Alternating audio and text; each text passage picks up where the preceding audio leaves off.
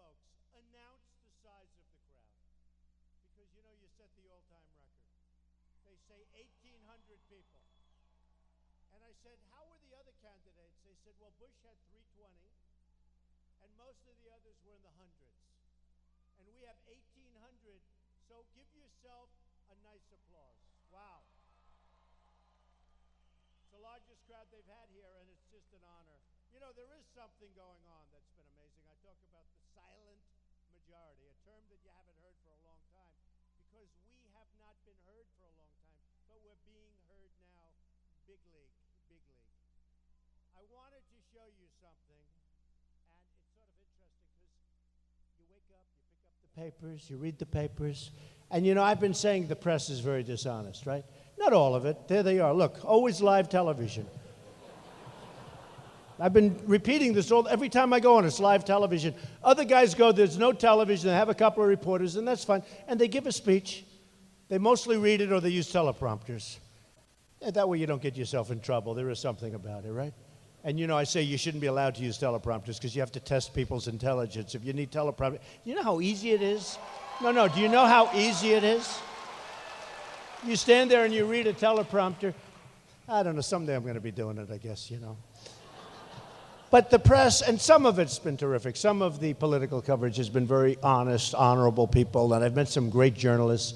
But some is so dishonest, a big chunk of it, 50, 60%. That's a pretty big chunk. So I wake up this morning, and New York Times. And I love the New York Times. It's great. But I see a story on the front page. I'm on the front page. I'm always on the front page of the New York Times now.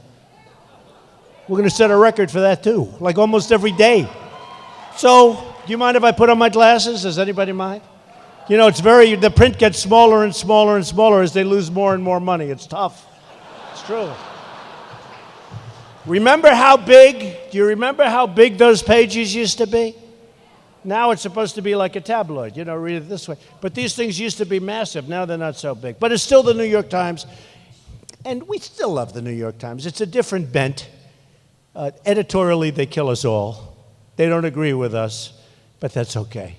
So I pick up, Trump gets earful in Spanish as Latino outlets air disdain. And I'm just saying, what does that mean? And they start off, now think of this is on the front page. And, you know, especially if you come from New York. When you're on the front page, that means like a lot to me. Of the New York Times, that's a lot. So it talks about the whole thing I had with the Spanish journalist. If you call him a journalist, I don't. Actually, he's an advocate for lots of things. So they say here, there's a different person. The front page. Ricardo Sanchez, known as El Mandril, on his Spanish drive-time radio show in Los Angeles, has taken to calling Donald J. Trump El Hombre del Peliquin. In other words, the man of the toupee. This is on the front page of the New York Times. I don't wear a toupee. It's my hair. I swear. Come here. Come here. Come here. Come here. We're gonna settle this. You know, Barbara Walters did it. Barbara Walters named me the most whatever it is of the year. Just come on up here. They're gonna let you. You have to do an inspection here. This is getting crazy. This is crazy. Just real quick. We don't want to mess it up too much because I do use hairspray. That I said. Come. Is it mine? Look. It is. It is. Say it, please. Yes, I believe it is. Thank you. And have I ever met you before? No. No, you haven't. But you're very nice. Thank you. Nice to meet you. Somebody's got a very nice wife. I don't know who she is, but she's got a very nice. So I'm on the front page of the New York Times. The first sentence says I wear a toupee. And I don't. I swear to you I don't. Okay. Now it goes on, and it gets worse, by the way. It says that I was accused, Mexican immigrants, who I love. By the way, I love Mexican people. I have such a great relationship to Mexico. I hire thousands. People, the rich Mexicans, they're great people. Friends of mine, they buy my apartments. Just like I love the Chinese people. The problem, it's true, they buy my apartments. They're friends of mine. They live in Trump Tower. They live in many of my buildings. I love the Mexican people. They have tremendous spirit. So here, they have down here, and they love me. And by the way, I think I'm going to win the Mexican vote because I'm going to bring, and the Hispanic vote generally. Thousands and thousands of people have worked for me over the years, Hispanics, because I'm going to bring jobs back from China, and I'm going to bring jobs back from Japan, and all of these people. So now, no, it gets worse. Don't worry. Trump, who has dismissed some Mexican immigrants, listen to this, as rapists and criminals, or simply put, as Hitler. Do you believe? Now, the Hitler one I've never heard until this morning when I woke up. I'm not a fan of Hitler. So now they just added the rapist. Now they've just added Hitler into it. So then, which is all false, by the way, and they know it. And by the way, the Hispanics that are in the country legally, they love me. They're saying, we don't want people pouring through the border. We don't want that, Mr. Trump. We have a great relationship. So now they talk about this gentleman, Mr. Trump, Spanish language news media. He announced his candidacy in June, boiled over on Tuesday at a news conference in Iowa, which was an amazing event. You know, I made my best speech the other night in Iowa. And it was live on all the networks. But nobody talked about it because I had this guy getting up and ranting and raving like a lunatic, and that was all they covered. They didn't cover my speech. It was the best speech I've ever made. That's my opinion. It's true. They kept covering this maniac.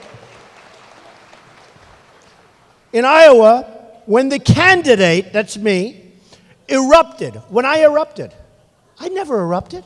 He erupted. Front page, New York Times. When the candidate erupted at Jorge Ramos, the main news anchor at Univision, who, by the way, I'm suing for $500 million. No, I'm suing them. They broke a contract. You know, I'm really good at contracts. If you're a golfer, you know what a +5 is? That's really good. That's like Tiger or Jack in their prime. +5. I'm +5 at contracts. Okay, so I'm suing them. They're not happy. When he tried to ask a question without being called on. So they have me erupting. All I was doing is standing there saying, no, because CBS was asking a question at the time. The room was packed. It was absolutely packed. It was packed with reporters, and it was a news conference. So I'm standing there, and I'm saying, okay, go ahead. Then all of a sudden, this guy gets up, starts screaming at the top of his lungs, and it was unfair to the other reporters, and most of them have reported that. And I said, listen, you're going to have to stop because I haven't called on you yet. And he wouldn't stop. And it wasn't questions. He was making statements. You all saw it. The problem is the media doesn't cover it that way.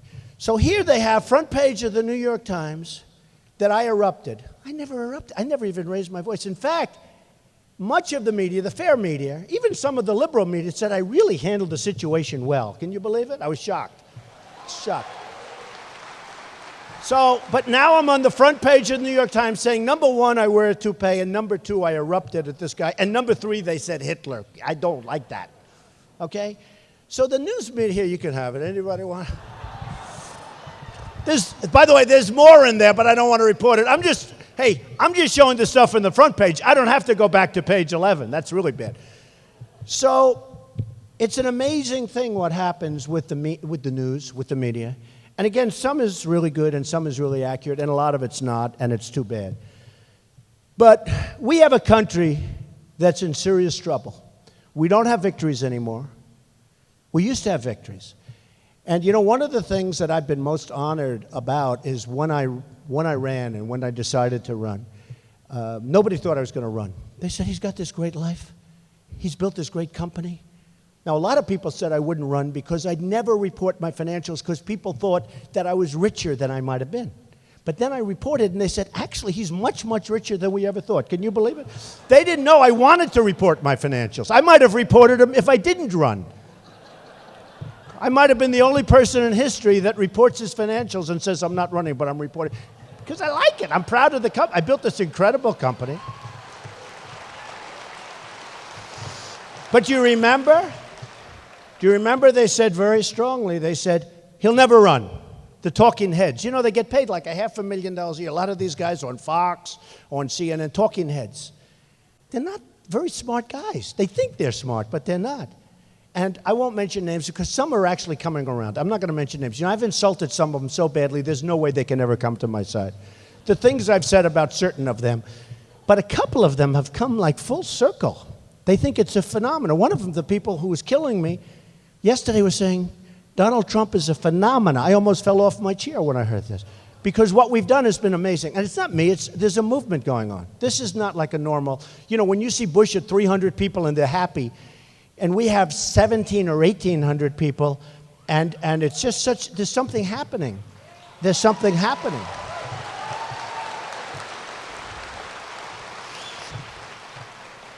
And one of the things that are happening is that we just are tired of politicians who are all talk, no action, don't get anything done, don't know what they're doing other than getting reelected, and people are tired of it.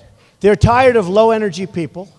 You know, I don't know if you saw, in the same day, Hillary, who I think has got very big problems, by the way, very big problems. I think she's got bigger problems than whether or not she's going to run, but we'll find out.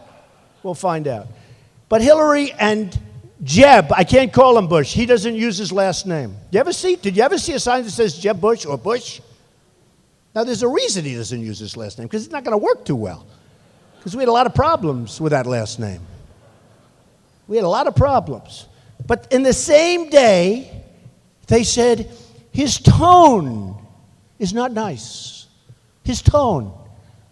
You know, I view it as energy. There's no energy on the other side. We need tone. We need tough tone. We need it. I mean, you know, I use this analogy. They said, I don't like his tone.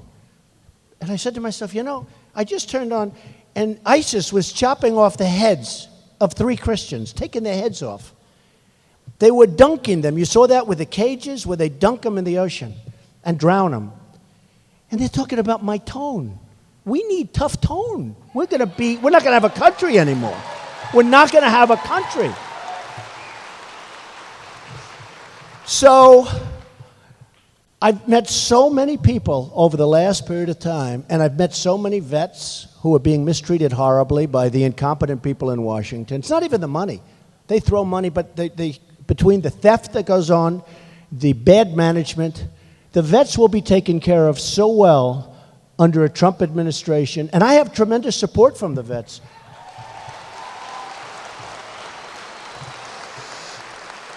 They actually did a poll where it was Donald Trump to the vets, Donald Trump against a very well-known senator. Who do you like better?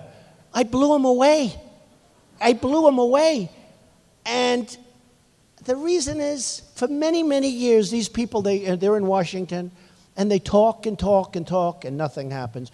Do you know, 2 weeks ago on Wednesday, the vets had the longest wait in the history of the Veterans Administration, meaning in a waiting room. I go to a doctor, if I have to wait like 12 seconds, I even say, come to my apartment. Can you do that? You know, I try and get away with that. You know, remember the old days where they'd actually go to your house? With my mother. If you weren't feeling well, doctor, could you come over? He'd come with a little satchel, right? You remember? We don't have that anymore. But, you know, if I had to wait like 10 seconds, I'd go nuts. These people are waiting 5 and 6 days just to see the doctor. They had one instance where he waited 5 days. When he got to the doctor said, I'm sorry, I'm going on vacation for 2 weeks. Can you come back? He was sick. And, you know, a lot of this is stuff that a pill can take care of, or a little incision can take care of, or something can take care of very quickly, you know, where it goes away. And they have to live with it. And it's unfair. And it's incompetent. It's incompetent management. And it's not the money, because they spend tremendous money. They spend tremendous money, but it's incompetent people running it. And the new group doesn't know what they're doing. They threw more money. They just keep throwing money. They think throwing money helps. You know, it's like the people that are fighting me for the position of running against the Democrats, who are going to win? Because nobody's going to want another 4 years of this Obama stuff. Nobody. I think we're going to win. I know I'm going to win. I know I'm going to win. But it's like Jeb Bush, and I keep using him because I used to think he was like the guy that you had to beat.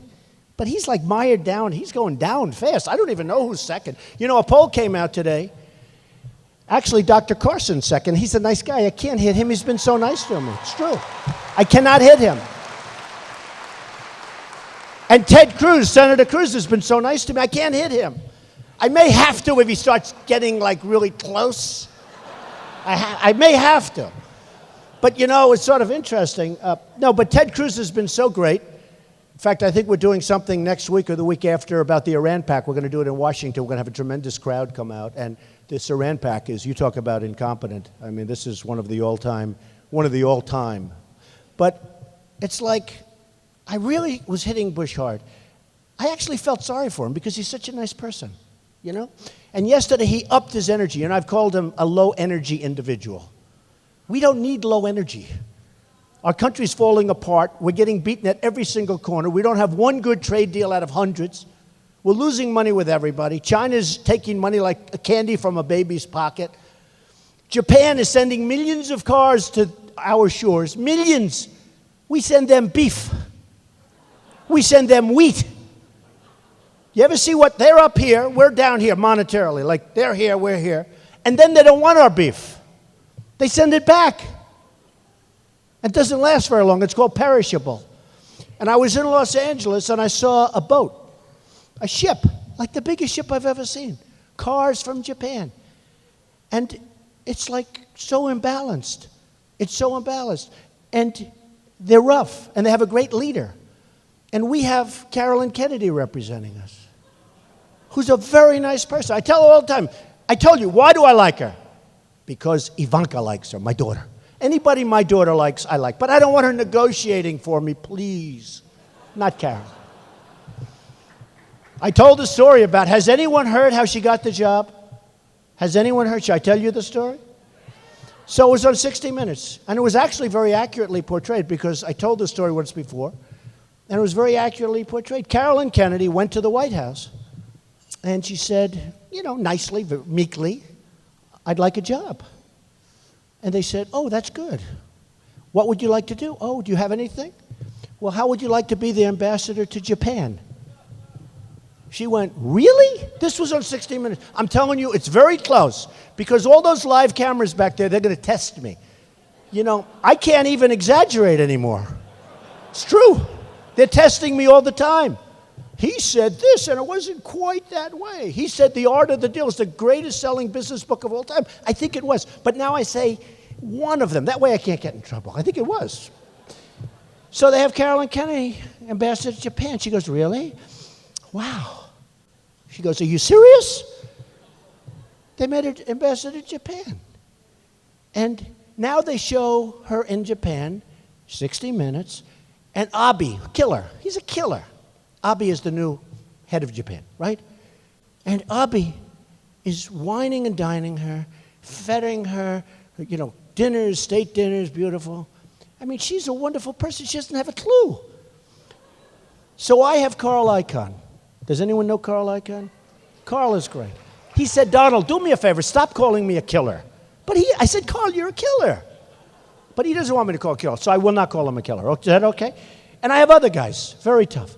But I said to Carl, how do you think you do against Japan? Oh, they're killing her, no problem. Believe me, put them in the room, we're going to win, all right? No problem. But we're not going to win with Carolyn Kennedy. We're not going to win.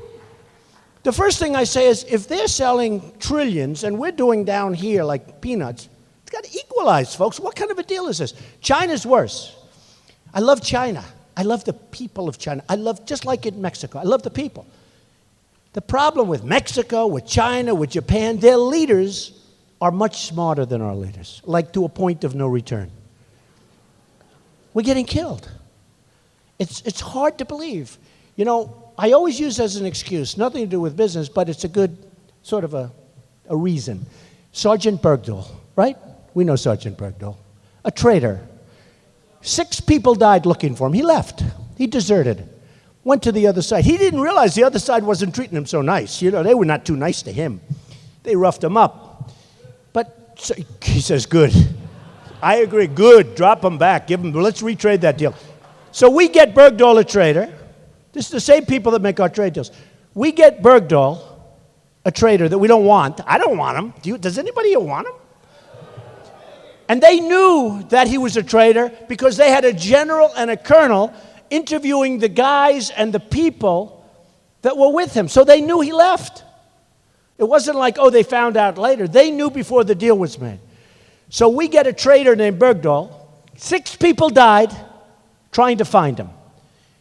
We get him. They get 5 killers that they've wanted for 10 years. They were released, and now they're on the battlefield trying to kill everybody, including us. This is the kind of deals we make. Now, you tell me what's going on with our thinking, what's going on with our country. We're not going to have a country soon. So we're going to have, if I win, the greatest people in the world. And I know them all. You know, I come from New York. I really deal like at this really high level. I built this incredible company. They said, income over $400 million a year. Do you believe that? What the hell do I want money for? They said, oh, do you think he'll want to raise money for his campaign? What the hell do I need money for? It's ridiculous. I never thought I was going to make this kind of money. No, I never thought I was going to make. No, it's true. They have a line called income, and I think it says between like $350 and $600 million a year. I said, well, that's a lot of money. I didn't even know I made that much money. That's a lot of money. I said to my accountant people, they said, yeah, you do really well, Mr. Trump. But you know, when I see these guys raising money, and I was the king. Nobody was better than me. Don't forget, when I'm sort of an outsider now because I ran, because I'm not supposed to be running. It's supposed to be these politicians. They run professionally. They're professional runners. They run. They lose. They win. They keep running. They run. Oh, who cares? With us, it takes guts. You know, business people, it takes guts to run for office. It takes guts. A lot of people said, you'll never run. Everybody was saying, I'll never run. But with a guy like Bush, and by the way, when I did run, I just said, look, I'm going to do it. I just saw such stupid things. You turn on, you read the papers, you see, oh, how could this be happening? It's so easy. It's so easy. We're so stupid. How can it be happening? And I told my wife, I'm just going to do it. And you know what I did the morning that I announced, which was a great announcement, because I brought up illegal immigration, and I got killed for 2 weeks. They wouldn't even be talking about immigration had I not made that statement. It's true. It's true. You wouldn't be talking about it. So true. And it's far worse than what I thought. And, oh, did I get killed? Rush Limbaugh said, I have never seen a human being receive more incoming. I hadn't heard that. Incoming, meaning press. And I did. I was just being decimated. People said, can you apologize? I said, I can't do that because I know I'm right. I know I'm right. And I talked about the crime, and I talked about the problems with illegal immigration, and I talked about these things. And people, all of a sudden, you had the horrible tragedy of Kate in San Francisco, and you had many other tragedies. Even the other night, last week, a woman from California, 66 years old, raped, sodomized, tortured, and killed by an illegal immigrant. She was a veteran, by the way. 66-year-old woman, raped, sodomized, tortured, and killed. And that was in last week. And there's many of these instances. So I say, we have to do something. We can't have weak people anymore. We just can't. Somebody said Trump doesn't have the temperament. I have the perfect temperament. I built this great company. A perfect temperament. I have the right temperament. In fact, I went for a physical because somebody was saying, oh, did you take a physical? Well, you know, I feel like I'm in good shape, but you got to be careful. And the doctor said, I don't know, 110 blood pressure, like 110. The doctor said, you have the blood pressure of a great athlete. This is impossible. I have really low blood pressure. Can you imagine if I had high blood pressure? Would I be in trouble? I wouldn't be here. I would have exploded someplace about 20 years ago. It's true. No, I have low blood pressure. Nobody believes I have low blood pressure. I have great temperament. And you need great temperament. But you know the other thing that you need, and I thought it was so important. Somebody said to me, it was a great compliment, one of the great business guys said, Trump is the most unpredictable guy I've ever. That's what we need. We need some unpredictability. We really do. And this business guy, who's a tough cookie, he said it as a compliment. He said, he's so unpredictable, we never know which way to go. We need unpredictability. We're so predictable. We're like bad checker players, and we're playing against Putin, who I would get along with great. I would get along with Putin. You see, we're sending planes over. We're sending boats over. Why isn't Germany helping? Why aren't the European countries? You know, we're talking about the Ukraine. I feel very strongly about the Ukraine. It's great. But why do we have to be in the lead all the time? So we got that. We're fighting. They're showing these gorgeous brand new F-22s. That's the newest, the best. They're going over for a potential conflict with Ukraine. But where are the Europeans? Why are we always doing it? I love Ukraine. I love Ukraine. But why do we always have to be late? Now, we have in North Korea, the guy's acting up again. You know, every 6-7 months he starts to act up. Okay? Now, 2 weeks ago, I ordered 4,000 television sets. They all come from South Korea. They're making a fortune. I don't know if anybody here, does anybody make television sets? I swear, I'd pay more money. They don't even make them in the United States anymore. Does anybody make television sets? You know what I mean. Samsung, LG, all of them. They all come from South Korea. I paid a fortune. They gave me a pretty good price, actually. Got the nice one, you know, with a nice round screen, beautiful. 4,000, that's a big order for a big job. And so I ordered all these televisions, and I said, boy, I paid a lot of money. And then you look at the balance between the United States and South Korea. They're killing us. China, you see the deficit that we have with China? I mean, if you had a business that lost money every year, you'd close it, right? You'd do something. We have a deficit with China. I won't even say the number. It's so ridiculous. It's massive. We have rebuilt China. And again, I have the largest bank in the world as my tenant from China. And they just renewed their lease. I said, are you sure you want to renew your lease in my building? Oh, we love you, Mr. Trump. They love me because they're smart. They know I'm telling the truth. They actually just renewed their lease for 10 years. But the largest in the world. So large, they consider Citibank a small subsidiary. I said, how does Citibank compare? They look at me like, Citibank? That's like nothing. These are massive, massive, powerful banks. And they can't believe they're getting away with what they're getting away with. They just can't believe it. So we can straighten this out. We need great business minds. There are minds in this room that could do a fantastic job. A fantastic job. But when you look at what China has done, and I said it the other day and I thought it was very good, the greatest theft in the history of the United States and perhaps the world, that's the money that China has taken from the United States and rebuilt itself. Greatest theft, think of it. That's a pretty big statement, right? Greatest theft in the history of the United States, perhaps the world. Now, that's not only the money, that's the money and the jobs and everything else. So again, I respect China. Great respect. In fact, the Chinese leader is coming over here next week.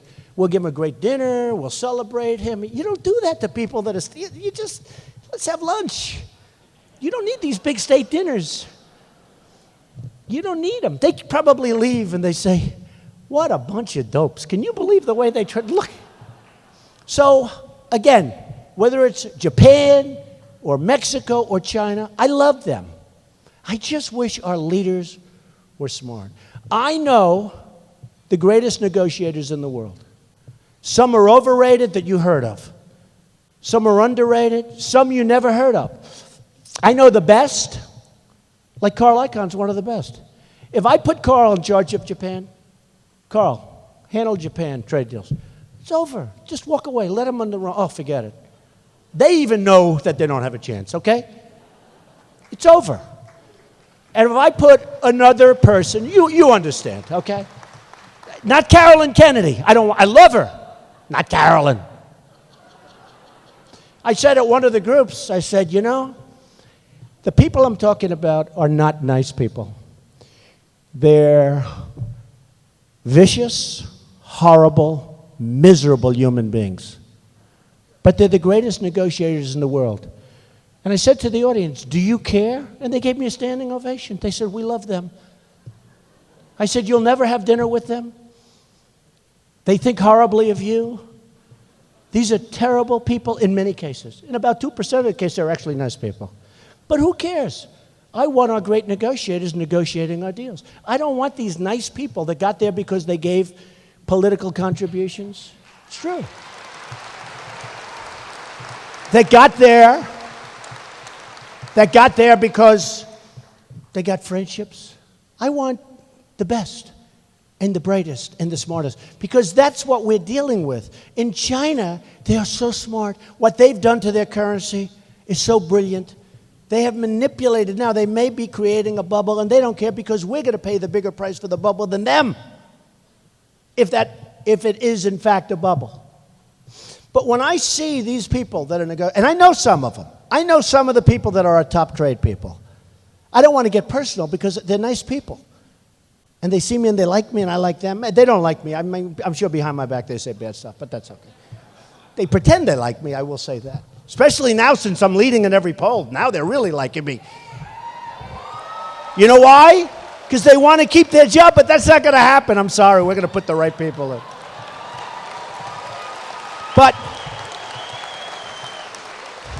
But when I look at Jeb Bush, who raised 100...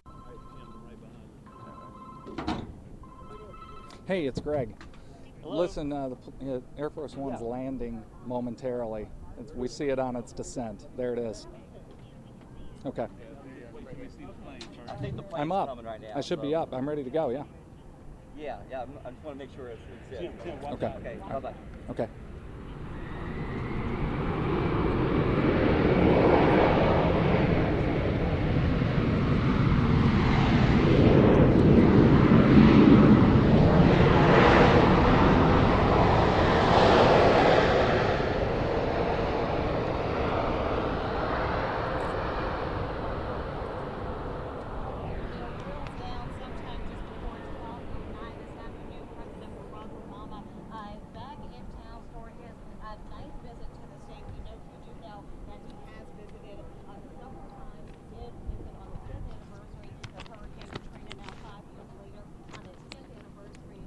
All right, guys, we are working on our technical difficulties. It looks like Fox in New York has stopped sending the feed, interrupted the feed, so we're calling them to work on getting that feed back. In the meantime, we are going to take you live to Mike Huckabee, who is currently speaking, and we'll be working to work this out as soon as we can.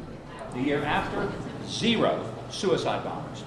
From 1,000 to 0 in 1 year, because they actually took their border security seriously. Now the question, what about all the people who are here? And I hear all kinds of ideas and plans. I've said, until we secure the border, there's no point talking about it a lot. But let me tell you one of the reasons that the fair tax will transform the immigration issue. The reason that people are illegal immigrants is because there's an economic advantage in being one. If you work under the table, it's not just the illegal immigrant, but it's the employer of the illegal immigrant who's not paying the same payroll taxes that you're paying. There's an economic advantage to being the illegal. Under the fair tax, guess what? Nobody's having that payroll tax extracted from their check. So nobody is getting an advantage, either the employer or the employee. But here's the dig. You go buy something, doesn't matter whether you're legal or illegal, you're going to pay the same tax. But here's the coup de grace.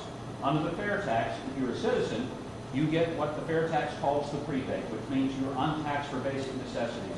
You're not a citizen, you don't get it. So not only do you lose the advantage, you now have a disadvantage to being an illegal immigrant.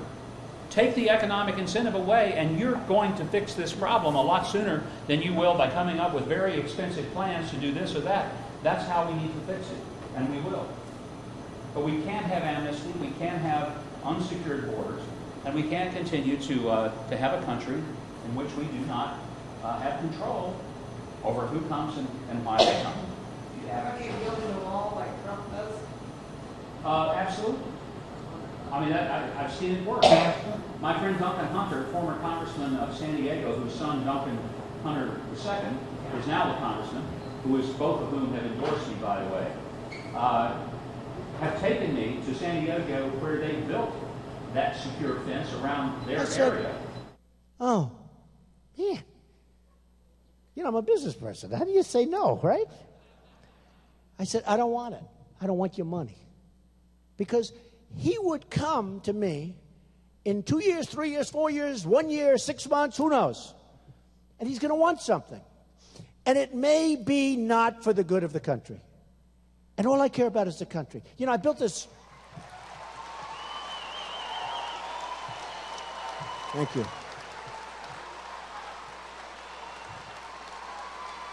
Thank you. Thank you.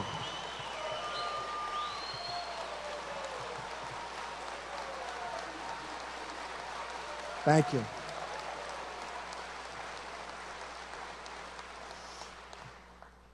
You know, I was criticized the other day. They gave me like these great marks for speaking. They said his speech was incredible. But the one flaw is that he speaks through his applause. In other words, when people get up, that's why I waited a little while. I'm trying to. But, no, it's true. But they say his one flaw, his speaking, but they like the way I use my hands. Can you believe it? I don't know. No, it's true. They say, oh, he uses his hands so well. I say, really? Okay. But the one flaw, they said, is he speaks through his applause. And then I realized I have to, because I don't have the patience to wait. Does that make sense? I have so much to say. I'm thinking about so many things. And I have so much to say, I don't really have the patience. So excuse me if I speak through the applause. The hell with it. I don't want to change. But, you know, so when I see the money that was, and I'm not just talking about Jeb, I'm talking so many others. You know, most of the people, they have money raised. And those people that gave them the money have total control over that particular politician. And one of the things that resonates, when I was in Alabama last week, we had 30,000 people. It was unbelievable. Unbelievable. I was in Iowa the other night. We had 4,000 people in a room that never had that many, and it was an amazing evening. The polls came out, by the way, leading Iowa. A poll just came out, by the way, a poll just came out 2 days ago. South Carolina, 30%. Forget about everything else, right? 30%. In New Hampshire, a great poll, public policy, just came out, 35%. I mean, the second place is so far back I won't even bother mentioning. And all of them, North Carolina, the state of Nevada, Florida. In Florida, I'm leading the governor and the senator by a lot. Can you believe that one? Now, I love Florida. But people said, this can't be right. This must be a mistake. And then another one, I'm leading by a lot. I'm way up, and they're here and here, which doesn't say much for them. Because how do you lose? If you're the governor or the senator, and you're losing, that's not a good sign, right? Florida. But we're leading everything. And then today, Quinnipiac just came out. You saw it, 28%, more than double, much more than double, second place, which I think was at 12%. That's pretty good. But the reason is we have a message, and the message is, and essentially, we're not going to take it anymore. We're just not going to take it anymore.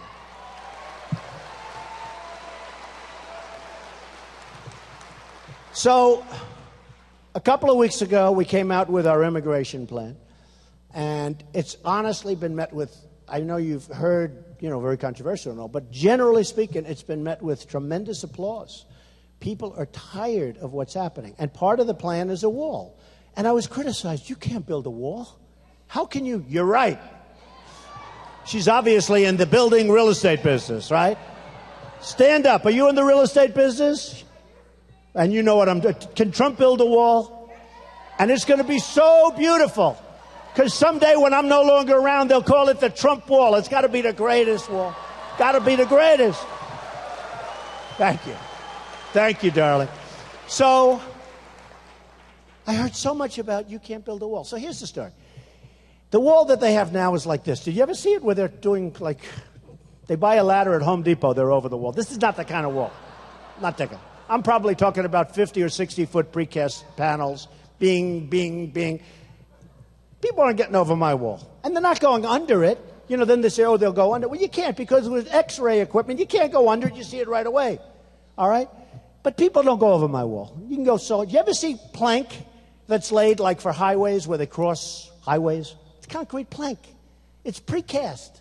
I'm so good at this. That's actually the thing I'm best at. Hey, isn't that good to have a president that's really good at construction when we have to build our country, rebuild it, our infrastructure? We have our highways are crumbling, our bridges are crumbling, our airports are third world. I went to Dubai. They have an airport, the most beautiful thing I've ever seen. Most beautiful. I went to Qatar. They have an airport, most beautiful I've ever seen. In fact, one of the top people in Qatar was showing me the airport. Oh, Mr. Trump, and then we have this, then we have that. And I'm going like, I'm thinking about LaGuardia. Oh, yeah. You know, they have terrazzo floors, no marble. They have terrazzo floors. And when it breaks, it's 40 years old. When it breaks, they use asphalt, black asphalt on a white floor. Fill it up with asphalt. And this is in the terminal. So, you know, I'm used to that. So this guy's showing me, a wonderful guy, showing me the airport in Qatar, which they say Qatar. I've always said Qatar, so what the hell. I don't care if I mispronounce it, doesn't matter. I've always said Qatar. So we're in Qatar, and he's showing me this gorgeous airport, most beautiful thing I've ever seen. I said, this is the most beautiful airport I've ever seen. He goes, no, Mr. Trump, no. This is just temporary. The new airport is being, and I look at the crane, there's like 70 cranes on the other side, 2 miles away. I say, what is that? That's our new terminal, Mr. Trump. This gets knocked down after that's complete. They knocked it down. And it was beautiful. And this is what we have. We have third world. Go to LAX, LaGuardia, Kennedy, Newark, any of them. We're like third world. And they're building things in Japan and in China. You've never seen anything like that. Parts of the Middle East that haven't blown up yet, by the way. Those parts that haven't blown up. So we have a chance to be truly great again. Truly great again. Truly great. I don't mean a little bit. Truly great again. We have a chance to be as good as ever, if not better, believe it or not. We have to take care of our people. We have to build up our military stronger than ever before so we don't have to use it. I don't want to use it. Don't forget, I am the only candidate, and I'm the most militaristic person you're ever going to, worse than anybody in this room. But you got to use it right, or don't use it at all. Don't use it at all if we can. There's no fear factor. How about we send 2,300 Humvees, armor-plated, beautiful, the best in the world, to our allies in the Middle East, right? You heard about this one. I don't mean 23, I don't mean 2. I mean 2,300. The most expensive. You know, they were being blown up, and our boys and ladies are losing their legs and their arms because they didn't have the armor and all of that, right? Terrible. Now we make them incredibly. They can take tremendous damage, and you'll be okay. And we send 2,300 to our allies. One big group. One shot's fired. Everybody gets out. They run away.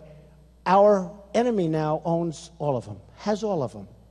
2,300. Think of how many that. I said, how do you get them over there? Because when they said that, 2,000, I thought they were like, you got to be kidding. And I actually thought, you mean 23. No, 2,300 Humvees, the best in the world. And we don't have them. We have the ones that are without the armor because ours are old. These are the best. Our enemy has them. Our enemies have lots of our weapons. Because when we give them to the Allies, as soon as 3.5 bullets go off, they run away. And they drop everything. And they take their uniforms off and they do it. No, I'm just here. I love you very much. Okay? Because we're stupid. Because we're stupid. And that stuff isn't going to happen anymore. Not going to happen anymore. You know, everybody said, CNN actually did a poll. And the poll it was a wonderful poll. Well, believe me, I wouldn't be talking about it. But it was a wonderful poll, had me leading. But more importantly, in the background, they had these different categories. Who's best on leadership? Trump by far. Who's best on finance and economics? It was like 5 times, so much better than they were in the dust. I don't mean like a little bit better. I don't mean 2 or 3 times better. I mean much better. And who's better on the only thing I did badly on was, is he a nice person? And people said, no, I was last in terms of niceness. But I think I'm the nicest of all. I just don't want to be taken advantage of. Does that make sense? That was my only weak thing. And a woman came up to me, and she had seen the poll. And she said, Mr. Trump, I just heard your speech. I love what you said. But you know what? I don't know if you're nice enough to be president. And I said, number one, I really think I'm a nice person. I help people. I love to help people. But I really think that this is going to be an election that's not based on niceness. It's going to be based on competence and smartness and toughness, because we're tired of the nice. We don't need the nice. We need the competent. And we're going to have such a competent, brilliant presidency if I win. And I think we're going to have a really good chance. You know, when people were talking about the polls today, some of the people were like sort of surprised. And John McLaughlin, you know John McLaughlin, he does the McLaughlin Report. He was arguing with somebody because my poll numbers were good. I was doing very good. He has a show, McLaughlin. I never met him. I don't know who he is. But he said something he said, this man has had great achievement and accomplishment all his life. All his life. I go to Europe, I see his name. I go all over the city, I see his name. I see buildings, I see other things he does. He's a man of great achievement. Why wouldn't he do well? And I thought it was very nice. I wrote him a letter. I said, thank you very much. Thank you very much. One of the things that I'm most proud of is that a few of the people that I'm running against really, really hit me hard. One was Governor Perry, and he went from 5% to nothing. He went to nothing. And he would make speeches about me. What a bad guy. I mean, he used horrible terms. He used the word cancer. He used horrible terms. I said, I'm not a bad person. But he was trying. You know, he was down pretty low, and he wanted to get up, and I understand. But he went down. Another one was Senator Lindsey Graham. Has anyone ever heard of Lindsey Graham? This guy. I mean, he's out of control. I mean, he's real. So a poll came out the other day. He was at 0. 0. Even Pataki was higher. Pataki was at 0 with an arrow up. That means he got 1. But Lindsey Graham actually had 0. And the other day, when the poll came out where I had 30, he had 4. And I wrote him a note. I said, thank you and congratulations on 4, even though it is his home state. You know, this was in his home state. I'm not talking about national. Nationally, he still got 0. But in his home state, he had 4, the one that came out 2 days ago. And I had a lot. I had 30. So I congratulated him on getting 4 and on the fact that I was only up on him by 26 points. That's a lot, right? But no, the level of viciousness from him, and I don't understand it, because he called me 3-4 years ago. He wanted my help. He wanted money. He wanted everything. Oh, he'd be so easy. If I wanted to, if I cared, he'd be so easy. He'd be so easy. You're right. So I am telling you that there is a sense of spirit that I'm seeing in this country that's unbelievable. The people that I've met are incredible, whether it's New Hampshire or Iowa or South Carolina or California or New York, and people that one of the beautiful things on this poll, and they're shocked, they said he does great with the Tea Party. A lot of people, I love the Tea Party. I love the Tea Party. These are great people. They're great people. But he does great with the Tea Party, but he also does great with the moderates and the young and the old and the rich and the poor. He does great with everything. I even did great with the Democrats. Can you believe it? I did great with the Democrats. Because I have an expression that's so important, and we've used it over and over again. And I actually went out and copyrighted it because people were using it that I'm running against. A couple of the people saw me make a speech. I got this huge standing ovation after I used this term, right? And I said, you know what? I have great lawyers. And I had this guy go in, I got it copyrighted. Can you believe it? And the term is Make America Great Again. I got it copyrighted. Because they saw the response, and how simple is it? And it just shows about a politician. They can't even come up with their own terms. They have to copy you, right? There are other good terms I could come up with. But I just don't think it says, anything says it better than that. You know, I use an expression, the American dream. You know the American dream, right? The American dream is dead, but I'm going to make it bigger and better and stronger than ever before. I am going to do that. The American dream is in very, very big trouble, but I am going to make it bigger and better and stronger than ever before. And our military is going to be great. And the Iran deal, these people, we are going to make this company, we are going to make this, what?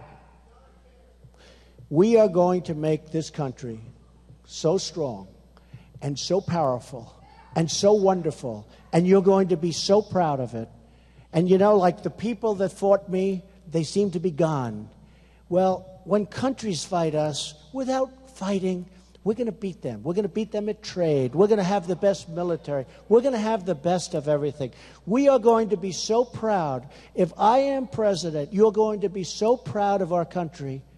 You will be the happiest people. And I just want to thank the people of South Carolina have been incredible to me. From day one, from the first time I came here, they saw what was happening. And we are going to indeed make America great again, maybe better than ever before. And I just want to thank you all very much. This is a great honor, and thank you all very much. We're going to have a lot of fun doing it, too. Thank you very much. Thank you. Thank you. Thank you. Thank you, fellas. Thank you. Thank you very much.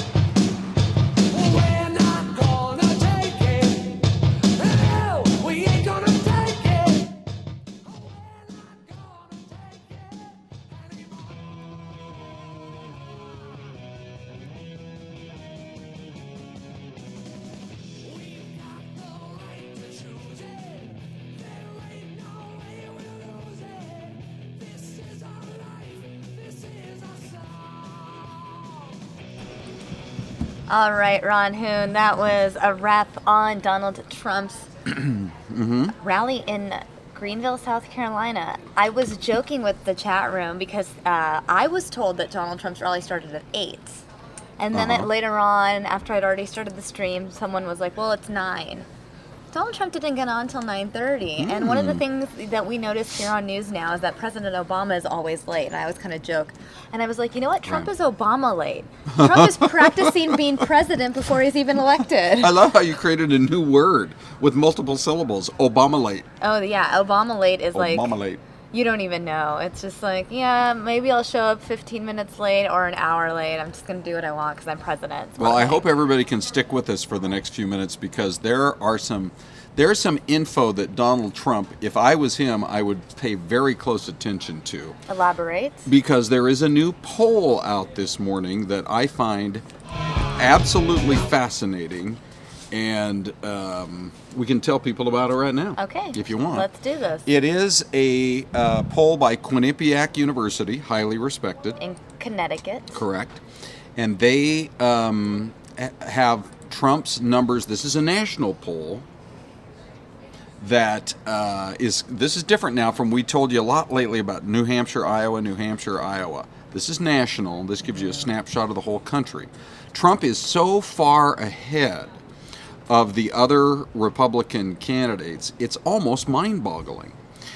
He is, let me just pull up the numbers to be exact. I believe he's at 28%. Let me be as accurate as I can. Stand by, Samia.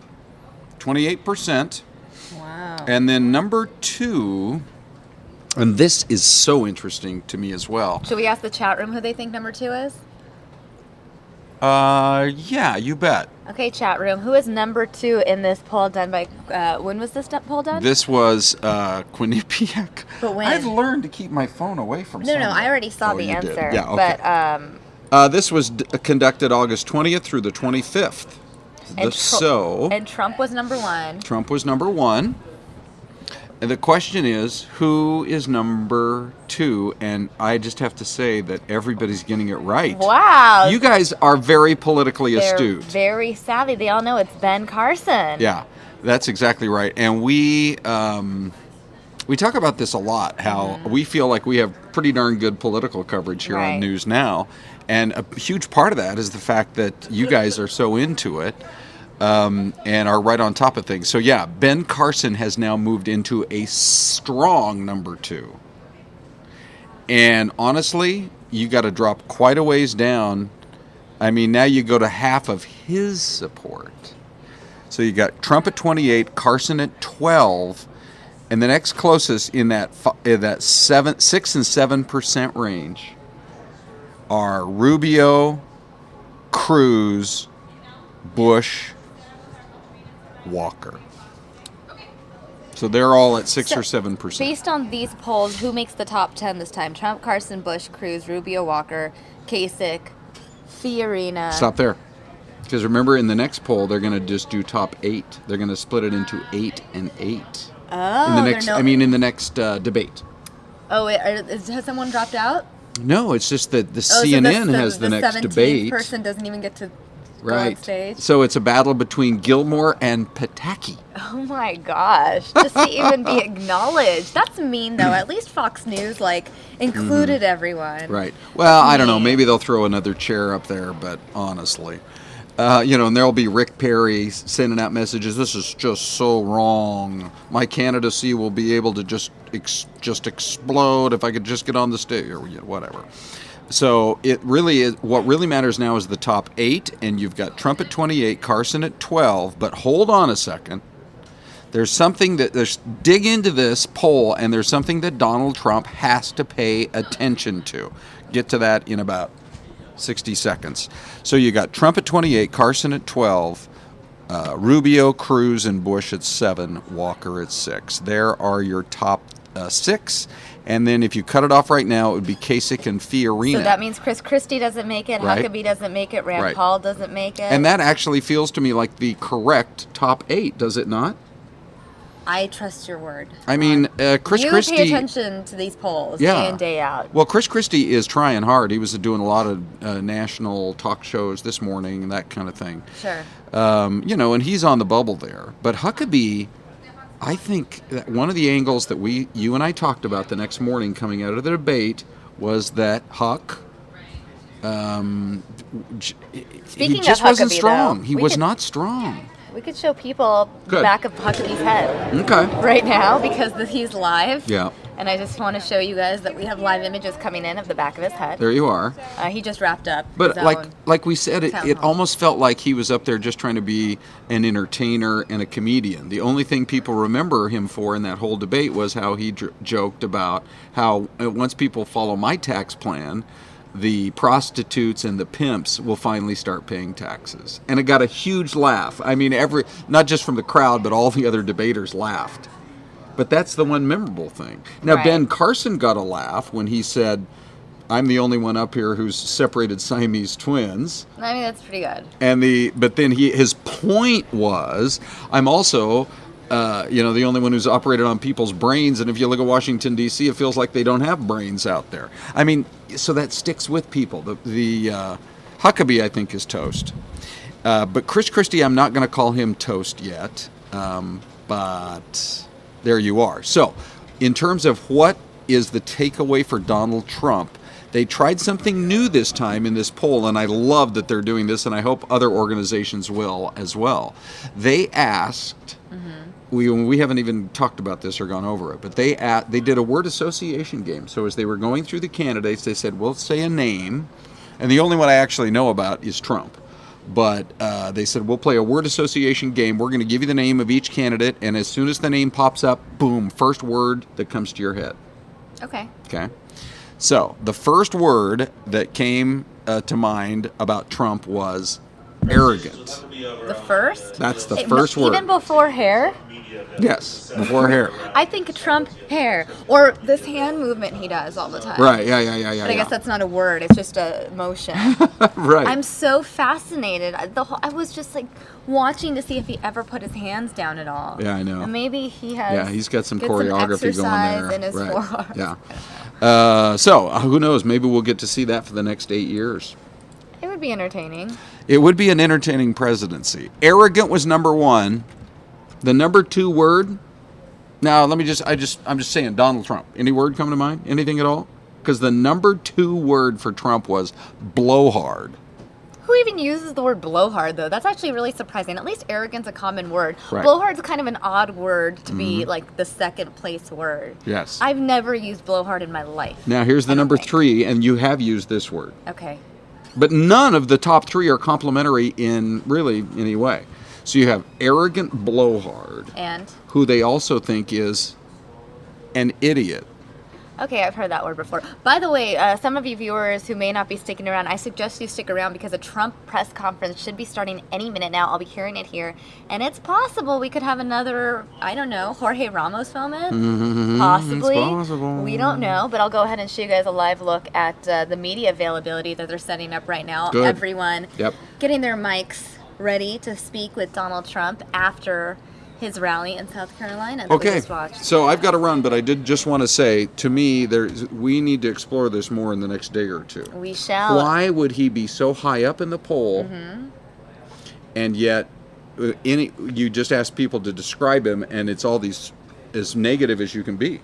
An idiot who's a blowhard, who's arrogant. There's no positive word. At least the word hair is sort of neutral. Yeah, I don't you're right know. about that. Okay, so something for future days. All right, Ron. Thanks for stopping by. Of course. All right, guys, and we are going to wait patiently for this press conference to begin. Donald Trump expected to address the press any minute now. Looks like a lot of political reporters waiting for his arrival outside the venue where he spoke at. He was in Greenville, South Carolina at the TD Convention Center. It looks like